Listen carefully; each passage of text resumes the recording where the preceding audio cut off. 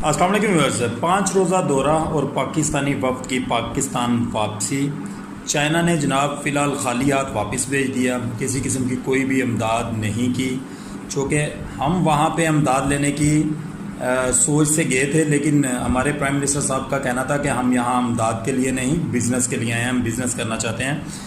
बहरहाल खाली हाथ वापसी हुई है जनाब। और उसके साथ साथ उन्होंने कहा जी, जो हमारे वर्कर्स वहाँ पे आपके मुल्क के अंदर काम कर रहे हैं सी पैक के ऊपर या अदर किसी भी जगह पे जो आपके प्रोजेक्ट्स लगे हुए हैं जिनके ऊपर चाइनीज़ काम कर रहे हैं, उनकी सिक्योरिटी को मेक श्योर बनाया जाए और उनके ख़िलाफ़ जो भी प्रोपोगंडा वहाँ पे होता है और उनको जो वहाँ पे तशद्दुद का निशाना बनाया जाता है या कत्ल करने की कोशिश की जाती है या कत्ल किया जाता है, तो उसको ज़रा मेक श्योर बनाया जाए कि उनकी सिक्योरिटी इतनी सख्त होनी चाहिए कि वहाँ पे परिंदा भी पर ना मार सके। खाली हाथ वापसी हुई है जनाब। आगे देखते हैं क्या होता है, अब किस मुल्क का दौरा किया जाता है।